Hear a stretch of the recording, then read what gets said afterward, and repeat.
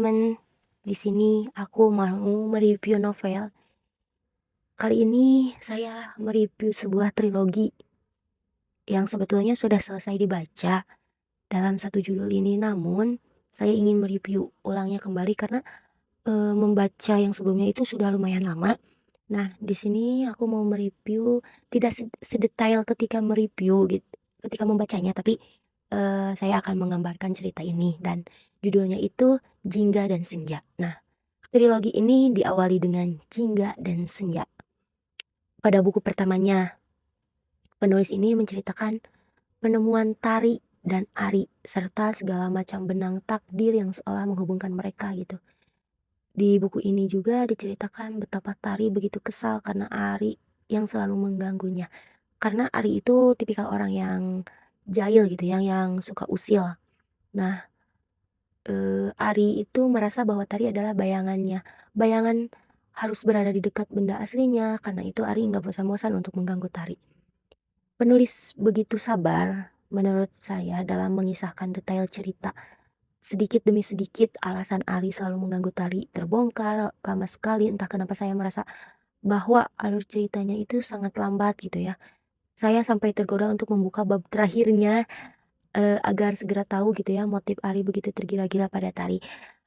Nggak sabar, bener-bener pengen langsung ke halaman akhirnya aja gitu, endingnya seperti apa. Karena emang alur ceritanya itu kayak lambat, dibuat lambat gitu. Karena mungkin tujuannya agar dibikin penasaran mungkin ya oleh si penulisnya.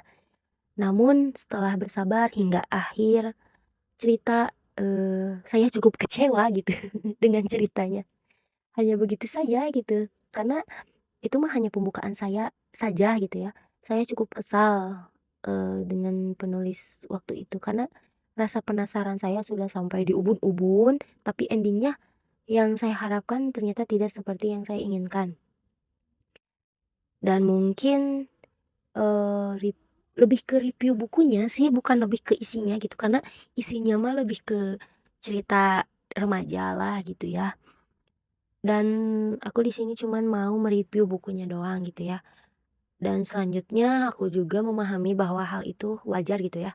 Novel ini adalah trilogi cerita yang menggantung akan dilanjutkan di buku keduanya. Memang di buku keduanya itu ada ada judul lain gitu. Karena novel ini itu ada tiga buku sebetulnya. Cuman saya membacanya yang judul ini gitu, yang judul Jingga dan Senja.